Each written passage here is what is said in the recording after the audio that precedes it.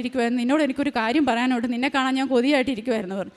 എന്നിട്ട് ഞാൻ ചെന്ന അമ്മയെന്ന്. അന്നേരം അമ്മ പറഞ്ഞു, കൊച്ചാ ഇന്നലെ രാത്രി ഞാനൊരു സ്വപ്നം കണ്ടു, ഞാൻ കിടന്ന് ഉറങ്ങുമായിരുന്നു, പക്ഷേ എൻ്റെ കണ്ണ് തുറന്നിരിക്കുമായിരുന്നു അമ്മ പറയുന്നത്. എൻ്റെ ഇടതുവശത്തൂടെ ഇങ്ങനെ വെള്ളം ഇങ്ങനെ ഒഴുകുവാന്ന് പറഞ്ഞു. എൻ്റെ ഇവിടെ തോളിനെല്ലാം നല്ല തണുപ്പ് വരുക, എനിക്ക് എൻ്റെ കൈ ഈ വലത് കൈ പൊക്കിയിട്ട് ഇതൊന്ന് തൊടണമെന്നുണ്ട്, ഞാൻ കണ്ടുകൊണ്ടിരിക്കുവാന്ന് പറഞ്ഞു വെള്ളം ഒഴുകുന്നത്, പക്ഷേ എനിക്ക് കൈ പൊക്കിയിട്ട് എനിക്ക് തൊടാൻ പറ്റുന്നില്ല. നിന്ന് വരുന്നു. ഞാൻ എൻ്റെ മോൾക്ക് വേണ്ടിയാണ് സാക്ഷ്യം പറയാനായിട്ട് വന്നിരിക്കുന്നത്. ഞാൻ 2022 സെപ്റ്റംബർ മാസത്തിലാണ് ഉടമ്പടി എടുത്തത്. എൻ്റെ കൊച്ച് അവൾ ഡിഗ്രി പഠിക്കുന്ന സമയം മുതൽ പറയും എനിക്ക് കാനഡയ്ക്ക് പോകണം. ഇപ്പോൾ അവൾ ഡിഗ്രി എല്ലാം കഴിഞ്ഞു, 2 വർഷമായി.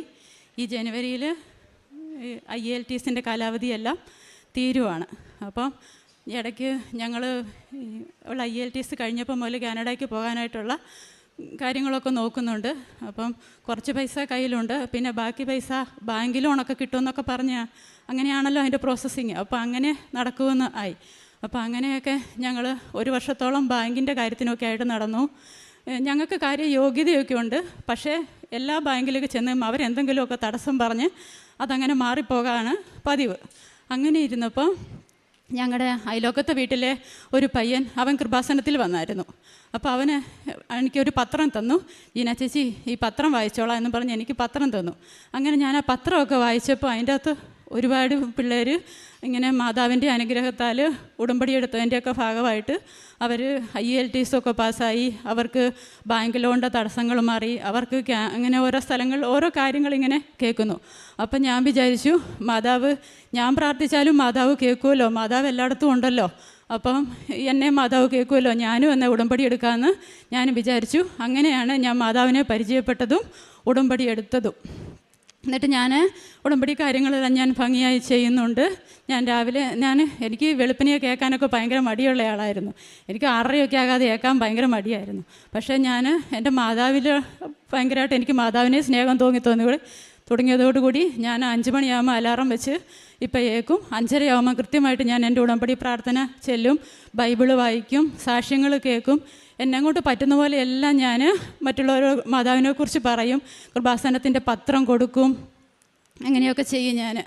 എന്നിട്ട് ഞങ്ങൾ ഇങ്ങനെ കാനഡയ്ക്ക് പോകാനായിട്ട് അപേക്ഷിച്ചു. ഓഫർ ലെറ്റർ വന്നു കഴിഞ്ഞ് അപ്പം കുറച്ച് പൈസ നമ്മുടെ കയ്യിലുണ്ട്, ബാക്കി പൈസ ബാങ്കിൽ നിന്നൊന്നും കിട്ടാതായപ്പോൾ എൻ്റെ അനിയത്തി എന്നോട് പറഞ്ഞു, അവൾ തങ്കമണി സ്കൂളിൽ ടീച്ചറാണ്. അപ്പോൾ അവൾ എന്നോട് പറഞ്ഞു, ചേച്ചി ഞാൻ 10 ലക്ഷം രൂപ എനിക്ക് ടീച്ചേഴ്സ് സൊസൈറ്റിയിൽ നിന്ന് ലോണ് കിട്ടും, അപ്പം അപേക്ഷ വെച്ച് കഴിഞ്ഞാൽ 3-ാം പക്കം ലോണ് കിട്ടും, അതിന് മറ്റ് തടസ്സങ്ങളൊന്നുമില്ല, അപ്പോൾ അത് കിട്ടുമെന്ന് പറഞ്ഞു. അപ്പോൾ ആ ഒരു ധൈര്യത്തിൽ നമ്മൾ മുന്നോട്ട് പോയി. അപ്പോൾ ആദ്യത്തെ ഫീസൊക്കെ അടച്ചു, 6.5 ലക്ഷം രൂപ ഫീസും അടച്ചു. അപ്പോൾ അത് കഴിഞ്ഞ് പിന്നെ പിറ്റത്തെ 1.5 മാസം കഴിഞ്ഞ് ഒരു സെപ്റ്റംബറിലാണ് പിന്നെ ഫീസ് അടയ്ക്കേണ്ടത്. അപ്പം അനിയത്തി സെപ്റ്റംബർ മാസത്തിൽ നമ്മൾ അവിടെ അപേക്ഷ വെച്ചാൽ മതി, അല്ലെങ്കിൽ പിന്നെ നമുക്ക് മാസാമാസം 16,000 രൂപ 20,000 രൂപയൊക്കെ തിരിച്ചടവ് വരും, അതുകൊണ്ട് നമുക്ക് അന്ന് വെച്ചാൽ മതിയെന്നും പറഞ്ഞിരിക്കുമായിരുന്നു.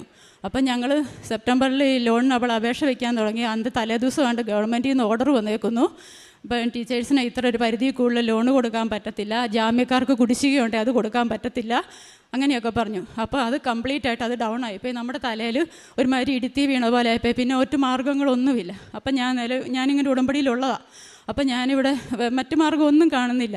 അപ്പം ഞാൻ മാതാവിനോട് ഭയങ്കരമായിട്ട് പ്രാർത്ഥിക്കും, മാതാവ് ഇവിടെ എല്ലാ യോഗ്യതയുണ്ട്, ആദ്യത്തെ ചാൻസിൽ തന്നെ IELTS ഒക്കെ പാസ്സായി, മാതാവ് കൈവിടല്ല എന്ന് പറഞ്ഞു. എന്നിട്ട് ഞാൻ പിന്നെ ഇവിടെ വന്ന് രണ്ടാമത് എനിക്ക് ഉടമ്പടി പുതുക്കുന്ന നേരമായിരുന്നു അതിൻ്റെ തലേദിവസം. അപ്പോൾ ഞാനിവിടെ വന്നു. അപ്പോൾ അച്ഛനെ കാണണേ പറ്റണേന്ന് പ്രാർത്ഥിച്ചോട്ടാണ് വന്നേ. അപ്പോൾ ഇവിടെ വന്നു, ഞാൻ അച്ഛനെ കണ്ടു, അവളുടെ പാസ്പോർട്ടും ഒക്കെ ആയിട്ട് വന്നു. അപ്പോൾ അച്ഛനിങ്ങനെ എല്ലാം പ്രാർത്ഥിച്ചിട്ട് മാതാവിൻ്റെ രൂപത്തെ കൊണ്ടുപോയി പാസ്പോർട്ടും എല്ലാം മുത്തിച്ച് പ്രാർത്ഥിച്ച്, അപ്പോൾ ഞാൻ ഇവളെയും കൂട്ടിക്കിട്ടാണ് വന്നേ. അപ്പോൾ ഇവളുടെ സർട്ടിഫിക്കറ്റ് എല്ലാം ഉണ്ടായിരുന്നു, എല്ലാം കൊണ്ടുപോയി പ്രാർത്ഥിച്ചിട്ട് അച്ഛൻ പറഞ്ഞു ഒരു 22 ഒരു ഡേറ്റ് കാണിക്കുന്നുണ്ടെന്ന് പറഞ്ഞു. അപ്പോൾ ഞാനിങ്ങനെ പൈസയുടെ ബുദ്ധിമുട്ടായിരുന്നു, ഫീസ് അടയ്ക്കാൻ അടുത്ത മാർഗ്ഗമില്ല, അതാ ഞാൻ എനിക്ക് ഇപ്പോൾ വന്നതിൻ്റെ പറഞ്ഞു. അപ്പോൾ അച്ഛനിങ്ങനെ പ്രാർത്ഥിച്ചിട്ട് പറഞ്ഞു 22 ഒരു ഡേറ്റ് കാണിക്കുന്നുണ്ടെന്ന് പറഞ്ഞു. അപ്പോൾ ഞാനിവിടുന്ന് വീട്ടിൽ ചെന്ന് കഴിഞ്ഞ് ഇപ്പം എനിക്കറിയാം മാതാവ് എന്നെ പരിഗണിച്ചിട്ടുണ്ടല്ലോ, എൻ്റെ പ്രാർത്ഥന മാതാവ് കേൾക്കുന്നുള്ളൂ, എനിക്ക് വിശ്വാസം, എനിക്ക് കുറച്ചും കൂടെ ധൈര്യമായി. അപ്പം ഞാൻ എല്ലാ ദിവസവും ആരോടേലും പറയും, മാതാവിനെക്കുറിച്ച് എനിക്ക് പറയാതിരിക്കാനേ പറ്റത്തില്ല, ഞാൻ ആരോടേലും പറയും, എനിക്ക് മാതാവ് ഇത്രയെല്ലാം ചെയ്തു തന്നു, നിങ്ങളും കൃപാസനത്തിൽ പോയി ഉടമ്പടി എടുക്കുക, നിങ്ങളെ മാതാവ് നടത്തും എന്ന് ഞാൻ പറയും. എന്നിട്ട് ഞാൻ ഇങ്ങനെ വന്ന് ഞാൻ ഇവിടുന്ന് ചെന്നതിൻ്റെ 3-ാമത്തെ ദിവസം എൻ്റെ പപ്പായ്ക്ക് ബാങ്കിൽ ഒരു ചിട്ടി ഉണ്ടായിരുന്നു. അന്നേരം അവിടുന്ന് ബാങ്കിൽ നിന്ന് അവർ ഇങ്ങോട്ട് വിളിച്ചു, ചേട്ടാ ചിട്ടി അടിച്ചിട്ടുണ്ട്, വേണേൽ ചേട്ടൻ ഇപ്രാവശ്യം ചിട്ടി പിടിച്ചോ എന്ന് പറഞ്ഞു. ഒരു പൈസ പോലും നഷ്ടമില്ലാതെ ഒരു 2 ലക്ഷം രൂപ അങ്ങനെ അവിടുന്ന് കിട്ടി. അപ്പോൾ എൻ്റെ പപ്പ പറഞ്ഞു, എടി മാതാവ് പ്രവർത്തിക്കാൻ തുടങ്ങിയെന്നാണ് തോന്നുന്നത്, 2 ലക്ഷം രൂപ നമുക്കുള്ളതായല്ലോ എന്ന്. അതിൻ്റെ 2 ദിവസം കഴിഞ്ഞപ്പം പോലെ ഞങ്ങൾക്ക് കുരുമുളകൊക്കെയാണ് ഞങ്ങളുടെ ആദായം. അത് കഴിഞ്ഞപ്പം പോലെ കുരുമുളകിന് വില കൂടാൻ തുടങ്ങി. അങ്ങനെ പലതരത്തിൽ കൂടെ ആയിട്ട് പൈസ ക്രമപ്പെട്ട് വരാൻ തുടങ്ങി. എന്നിട്ട് അപ്പം ഞാനിങ്ങനെ പ്രാർത്ഥിക്കും, മാതാവ് ഇനിയും വേണമല്ലോ, കുറേ പൈസ വേണമല്ലോ, ഏതായാലും മാതാവ് എന്നെ പരിഗണിച്ചിട്ടുണ്ട്, എനിക്കുറപ്പാണ്. അന്നപ്പോൾ ഞാൻ ഞങ്ങളുടെ ഒരു പാപ്പൻ പുറത്താണ്. അപ്പോൾ അവരോട് ഞാൻ പ്രാർത്ഥിച്ചപ്പോൾ ആ പാപ്പൻ്റെ ഒരു മുഖം മനസ്സിൽ തെളിഞ്ഞു വന്നു. അന്നേരം ഞാൻ മാതാവിനോട് എൻ്റെ ഫോണിൽ കുരിശൊക്കെ വരച്ചിട്ട് ഞാൻ ഫോൺ വിളിച്ചിട്ട് പാപ്പനോട് ചോദിച്ചു, പാപ്പ എനിക്ക് കൊച്ചിൻ്റെ ഇങ്ങനെ കാര്യത്തിന് കുറച്ച് പൈസയുടെ ആവശ്യമുണ്ട്, എനിക്ക് 2 വർഷത്തേക്ക് കുറച്ച് പൈസ, അതിനെന്നാടി മോളെ നാളെ നീ എന്നെ ഒന്നുകൂടെ വിളിക്കാൻ പറഞ്ഞു. അങ്ങനെ പാപ്പൻ എനിക്ക് കുറച്ച് പൈസ തന്നു. എല്ലാം അങ്ങനെ പലരിൽ നിന്നായിട്ട് വിദേശ പണം തന്നെ 6-7 ലക്ഷം രൂപ 2 വർഷത്തേക്ക് ഒരു പലിശ പോലും ഇല്ലാതെ ഇവളുടെ കാര്യത്തിനായിട്ട് മാതാവ് എല്ലാം ക്രമപ്പെടുത്തി തന്നു. എന്നിട്ട് ഞങ്ങൾ ബാംഗ്ലൂരിൽ പോയി വിസയ്ക്കെല്ലാം അപേക്ഷിച്ചു. വിസയ്ക്ക് അപേക്ഷിച്ച് കഴിഞ്ഞാൽ 4-ാമത്തെ ദിവസം വിസ സ്റ്റാമ്പ് ചെയ്ത് കൈ വരേണ്ടതാണ്. അപ്പോൾ ആ സമയത്ത് കാനഡയിൽ അങ്ങനെ പ്രശ്നങ്ങൾ വന്നപ്പം പിന്നെയും ബാംഗ്ലൂരിലെ ഓഫീസിൻ്റെ പരിപാടികളെല്ലാം നിർത്തി ഇവളുടെ വിസ ഡൽഹിയിലെ ഓഫീസിലേക്ക് പോയെന്ന് പറഞ്ഞു. അപ്പം ഒരു 10-12-13 ദിവസത്തോളമായി, വരേണ്ട സമയമൊക്കെ ആയി. അപ്പോൾ ഇവൾക്ക് ഭയങ്കര ടെൻഷനായി. 22 ഡേറ്റ് ഉള്ളതുകൊണ്ട് എനിക്കറിയാം കാര്യത്തിന് കുഴപ്പമൊന്നും വരില്ലെന്ന്, പക്ഷേ ഇവൾക്ക് ഭയങ്കര ടെൻഷനായി. അപ്പോൾ ഇവരുടെ കോളേജിൽ നിന്ന് വിളിക്കുന്നുണ്ട്, നവംബർ 30 മുമ്പ് വിസ സ്റ്റാമ്പ് ചെയ്ത് കിട്ടി അതിൻ്റെ ഇത് മെയിൽ അയച്ചു കൊടുക്കണം, അല്ലെങ്കിൽ ഈ വർഷത്തേക്ക് പോക്ക് നടക്കുകയല്ല എന്നൊക്കെ പറഞ്ഞു. അപ്പോൾ ഇവൾക്ക് ഭയങ്കര ടെൻഷൻ. എന്നിട്ട് പിന്നെ 3-4 അന്നേരത്തേക്കും പിന്നെ ഈ പൂജ ഹോളിഡേയ്സൊക്കെ വന്നപ്പോൾ കുറച്ച് അവധി സമയങ്ങളൊക്കെ ആയി. പിന്നെ 4 ദിവസമേ മുന്നിലുള്ളൂ. അന്നേരം ഞങ്ങളുടെ പള്ളിയിൽ അഖണ്ഡ ജപമാലയായിരുന്നു. അപ്പം ഞാൻ അവിടെ രാവിലെ ഏറ്റ് ഞാൻ പച്ചവെള്ളം പോലും കുടിക്കാതെ ഞാൻ മാതാവിനോട് പറഞ്ഞു, മാതാവേ ഇനി 3-4 ദിവസമല്ലേ ഉള്ളൂ, ഞാൻ നിന്നെക്കുറിച്ച് എല്ലാവരോടും പറയുന്നുണ്ട്, നിന്നെ വിശ്വസിച്ച ഞാൻ ഇത്രയും കാര്യങ്ങളെല്ലാം ഓടി നടന്ന് ഞാൻ ചെയ്യുന്നത്, നീ എൻ്റെ കൂടെ ഉണ്ടായിരുന്ന ആ ധൈര്യം കൊണ്ട് മാത്രമാണ് ഞാൻ ഇത്രയും കാര്യങ്ങളെല്ലാം എനിക്കിതുവരെയും ചെയ്യാൻ പറ്റിയത്. അപ്പം മാതാവ് മറ്റുള്ളൊരാളുടെ മുന്നേ നാണം കെടരുത്, എന്നാന്ന് പറഞ്ഞാലും എനിക്ക് ഇനിയും നിന്നെക്കുറിച്ച് പറയാൻ പറ്റണം, നീ ആരുടെ മുന്നേ നാണം കെടരുത്, ഇവളുടെ ഇന്ന് തന്നെ ഇവളുടെ വിസ സ്റ്റാമ്പ് ചെയ്ത് കൈ വരണമെന്ന് പറഞ്ഞ് ഞാൻ മാതാവിനോട് പ്രാർത്ഥിച്ചു. അപ്പോൾ തലേദിവസം ഇവളോട് ഞാൻ പറഞ്ഞു, എടി നീയും കൂടെ മാതാവിൻ്റെ അടുത്ത് ചെല്ല്, നീയും കൂടെ അവിടെ ചെല്ലണമെന്ന് മാതാവിന് ആഗ്രഹം ഉണ്ടായിരിക്കും, നീ പുറത്തോട്ടൊക്കെ പോകുന്നതല്ലേ, 2 വർഷം കഴിഞ്ഞല്ലേ ഇനി തിരിച്ചു വരത്തുള്ളൂ, അപ്പം നിനക്കും ഇനി മാതാവിൻ്റെ അടുത്ത് ചെല്ലണമെന്ന് മാതാവിന് ആഗ്രഹം കാണും, അതായിരിക്കും ഇത് വിസ സ്റ്റാമ്പ് ചെയ്ത് വരാൻ താമസിക്കുന്നതെന്ന് ഞാൻ ഇവളോട് പറഞ്ഞു. അപ്പോൾ ഞാൻ അഖണ്ഡ ജപമാലയ്ക്ക് രാവിലെ പള്ളിയിലും പോയി, ഇവൾ രാവിലെ ഇങ്ങോട്ടും വന്നു. ഇങ്ങോട്ട് വന്ന് ഞാൻ എന്നിട്ട് മാതാവിനോട് പറഞ്ഞു, മാതാവേ ഞാൻ ഇന്നിപ്പം അവരുടെ ഡൽഹിയിലെ ഓഫീസ് തുറക്കുമ്പോൾ ആദ്യം സ്റ്റാമ്പ് ചെയ്ത് വരുന്ന വിസ ഇവളുടേതായിരിക്കണം, ഒരു ഉച്ചയോടുകൂടി അതെല്ലാം പ്രോസസ്സിങ് എല്ലാം കഴിഞ്ഞ് അത് അവിടുന്ന് പോരുകയും ചെയ്യണം, എന്നാലേ ഞാൻ ഇന്നിപ്പം ഞാൻ കാപ്പിയും കുടിക്കുവേല ചോറ് കൊണ്ടുവേല, എന്തായാലും ഞാനത് ചെയ്യുവേല, എനിക്കിതിൻ്റെ ഒരു കാര്യത്തിൽ തീരുമാനം ഉണ്ടായിട്ട് ഞാൻ ഇന്ന് വെള്ളം പോലും കുടിക്കുള്ളൂ എന്ന് ഞാൻ പറഞ്ഞു. എനിക്ക് ശരിക്കും വിശക്കുന്നുണ്ടായിരുന്നു, പക്ഷേ എനിക്ക് ഇവളുടെ കാര്യം ഓർത്തിട്ട് അങ്ങ് ഒരു വിഷമമായിരുന്നു. എന്നിട്ട് ഞാൻ എന്തായാലും കഴിക്കുവേലെന്ന് ഞാൻ മാതാവിനോട് പറഞ്ഞു. എന്നിട്ട് ഞാൻ പള്ളി കഴിഞ്ഞ് 9 മണി വരെ ഞാൻ അഖണ്ഡ ജപമാലയ്ക്ക് ഞാൻ നല്ല ഉറക്കെ കൊന്ത ചൊല്ലി, പാട്ടുപാടി കൊന്ത ചൊല്ലി ഉറക്കെ ചൊല്ലിയിട്ട് ഞാൻ 9 മണിയായപ്പോൾ പള്ളിയിൽ നിന്ന് പോന്നു. 9:15 ആയപ്പോൾ ഞാൻ വീട്ടിലെത്തിയപ്പം അവൾ ഇവിടെ വന്നിട്ടുണ്ട്, ഇവിടെ വന്ന് ഉടമ്പടി എടുക്കാൻ വന്നിട്ടുണ്ട്. അന്നേരം ഞാനിവിടെ വന്നു കഴിഞ്ഞ് ഞാൻ മാതാവിനോട് പള്ളിയിൽ നിന്നേ പറഞ്ഞിട്ടാണ് പോകുന്നത്, ഞാൻ വീട്ടിൽ ചെല്ലുമ്പോൾ എന്തെങ്കിലും എനിക്ക് ഗുഡ് ന്യൂസ് എനിക്ക് കേൾക്കാൻ പറ്റണേന്ന്. എന്നിട്ട് ഞാൻ ഇവിടെ വീട്ടിൽ വന്ന് 9:15 ആയപ്പോൾ ഞാൻ വന്നിട്ട് ഞാൻ ഇവളെ വിളിച്ചേടി നിൻ്റെ ഫോണേ മെസ്സേജ് വല്ലതും വന്നിട്ടുണ്ടോ എന്ന് ചോദിച്ചു. അപ്പോൾ അവൾ പറഞ്ഞു 9 മണിയൊക്കെ ആയപ്പോഴത്തേക്കും അവിടുന്ന് പ്രോസസ്സിങ് തുടങ്ങിയെന്നും പറഞ്ഞ് മെസ്സേജ് വന്നിട്ടുണ്ടെന്ന് പറഞ്ഞു. എന്നിട്ട് ഞാൻ പിന്നെയും മാതാവിനോട് ഇങ്ങനെ പ്രാർത്ഥിച്ചുകൊണ്ടിരുന്നു. ഉച്ചയൊക്കെ ആകുമ്പോഴത്തേക്കും പേപ്പർ വർക്കെല്ലാം പൂർത്തിയായി, അവിടെ നിന്നെല്ലാം വിസ സ്റ്റാമ്പ് ചെയ്ത് പോരണേന്ന്. അപ്പോൾ 1:30 ആയപ്പോഴത്തേക്ക് ഇവൾ എന്നെ വിളിച്ചു. അവിടുന്ന് അവർ കൊടുത്തു വിട്ടിട്ടുണ്ട്, നിങ്ങളുടെ നിർദ്ദിഷ്ട ഏജൻസി വഴി അത് കൊടുത്തു വിട്ടിട്ടുണ്ട് എന്നും പറഞ്ഞ് പോന്നിട്ടുണ്ടെന്ന് പറഞ്ഞു.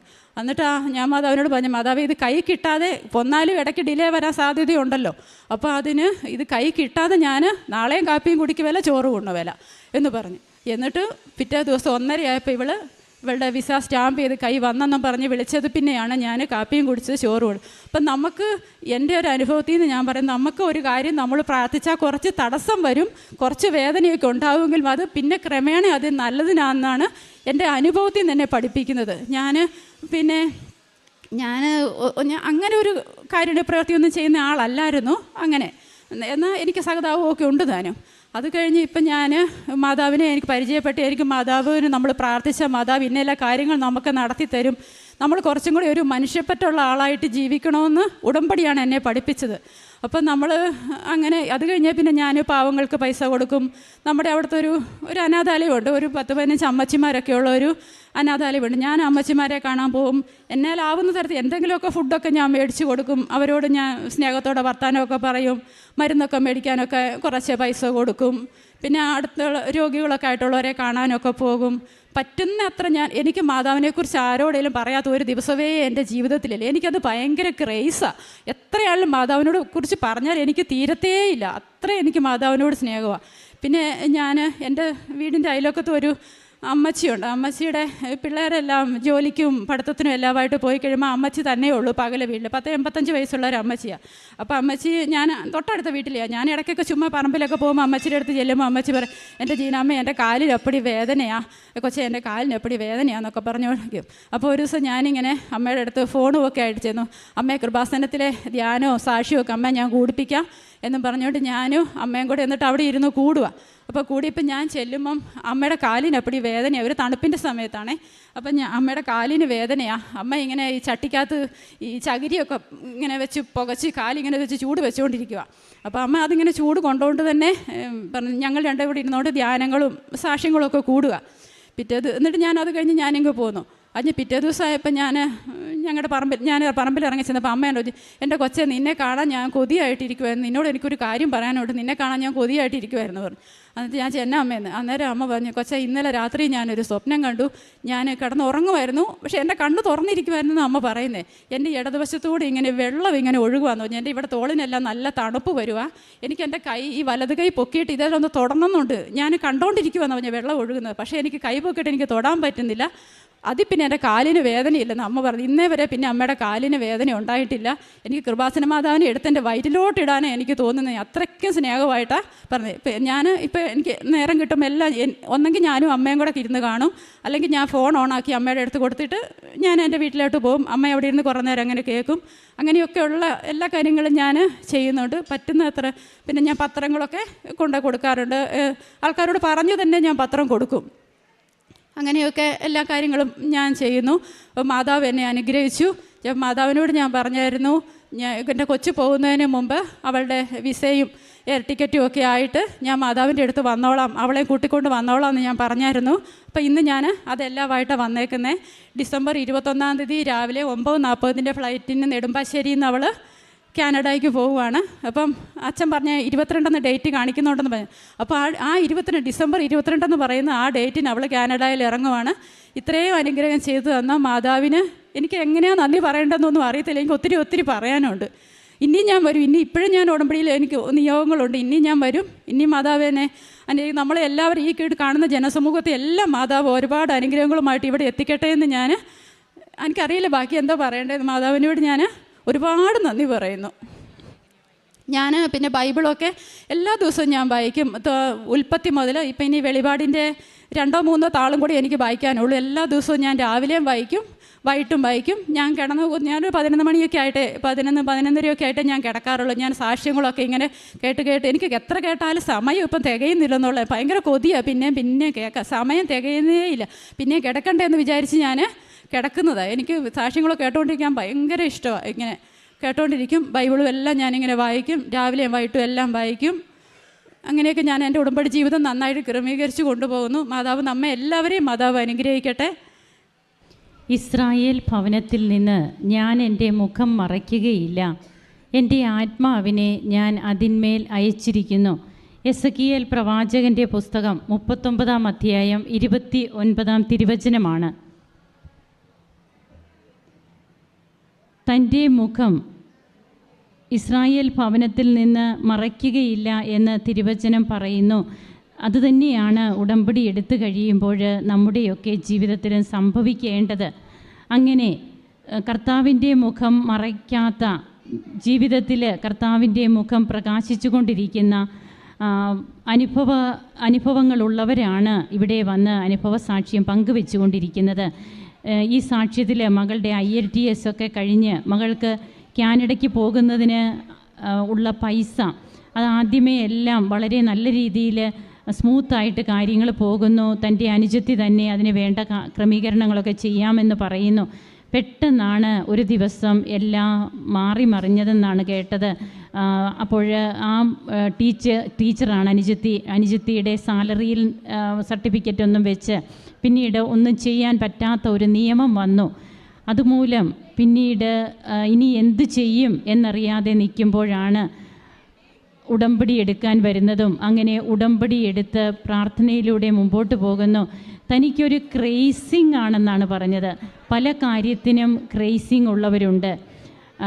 ജീവിതത്തിൽ പല രീതിയിലാണ് ഓരോരുത്തരും ക്രേസിംഗ് ഉള്ളത്. അപ്പോഴങ്ങനെയുള്ള അവസരത്തിൽ ദൈവാനുഭവത്തിൽ വളരുവാൻ ക്രേസിങ്, ദൈവത്തെ സ്നേഹിക്കുവാൻ ക്രേസിങ്, മാതാവിനെ സ്നേഹിക്കുവാൻ ക്രേസിങ്, അങ്ങനെയൊക്കെയുള്ള സാക്ഷ്യങ്ങൾ പ്രാർത്ഥന ഒരു ലഹരിയായി മാറുന്നു. എത്ര സമയം തികയുന്നില്ല. ഇതൊക്കെ ആദ്യമായിട്ടല്ല ഇവിടെ ഈ അൾത്താരയിൽ പങ്കുവയ്ക്കപ്പെടുന്നത്. എത്രയോ മക്കളാണ് ഉടമ്പടി എടുത്തതിന് ശേഷം തങ്ങളുടെ ജീവിതം മൊത്തം ഈശോയും അമ്മയും നിറഞ്ഞ ഒരു ജീവിതം. ദൈവത്തെ കൊണ്ട് നാം നിറയുമ്പോൾ നമുക്ക് പിന്നീട് ശൂന്യതയുണ്ടാകില്ല. അല്ലെങ്കിലാണ് നമുക്ക് ശൂന്യത അനുഭവപ്പെടുകയും നാം ഒരു നെഗറ്റീവ് എനർജി നമ്മിലേക്ക് വരിക. എന്നാൽ ഉടമ്പടിയിലൂടെയുള്ള ഒരു ജീവിതം നയിക്കുവാനായിട്ട് നാമും ശ്രദ്ധിക്കുമ്പോൾ തീർച്ചയായും നമ്മുടെ ബലഹീനതകൾ അറിയുന്ന ദൈവം അവാച്യമായ നെടുവീർപ്പുകളാൽ ആത്മാവ് തന്നെ നമുക്ക് വേണ്ടി മാധ്യസ്ഥം വഹിക്കുമെന്നാണ് റോമാക്കാർക്ക് എഴുതിയ ലേഖനത്തിൽ നാം വായിക്കുന്നത്. അപ്പോൾ ഈ മകളുടെ അനുഭവ സാക്ഷ്യത്തിൽ തന്നെ എങ്ങനെ, അതായത് ഞാൻ ഭക്ഷണപാനീയങ്ങൾ പോലും കഴിക്കില്ല, എനിക്ക് എൻ്റെ മകളുടെ കാര്യത്തിൽ അമ്മ ഒരു തീരുമാനം തരണം, 4 ദിവസം കൂടി മാത്രമേ ഉള്ളൂ, ഈ മകൾക്ക് പോയില്ലെങ്കിൽ പിന്നെ അടുത്ത ഇൻടേക്കാകും, IELTSൻ്റെയൊക്കെ എക്സ്പയറി ആകും. ഇതെല്ലാം കണ്ടുകൊണ്ടാണ് ബഹുമാനപ്പെട്ട BP ജോസഫ് അച്ഛൻ പറഞ്ഞ 22 എന്നുള്ളൊരു ഡേറ്റ് മനസ്സിൽ കുറിച്ചുകൊണ്ട് ഈ മകള് പ്രാർത്ഥിക്കുക. തൻ്റെ കാരുണ്യ പ്രവൃത്തികൾ, പ്രേക്ഷിത പ്രവർത്തനമൊക്കെ മറ്റുള്ളവർക്ക് ഉപകാരപ്പെടുന്ന രീതിയിൽ എന്തെല്ലാം ചെയ്യാൻ സാധിക്കുമോ അതെല്ലാം ഓടി നടന്ന് ചെയ്യുന്നു. തൻ്റെ മകളോടും ഉടമ്പടി എടുക്കാൻ പറയുന്നു. ആ കുഞ്ഞും ഇവിടെ വന്ന് ഉടമ്പടി എടുത്ത് പ്രാർത്ഥനകളൊക്കെ തുടങ്ങി.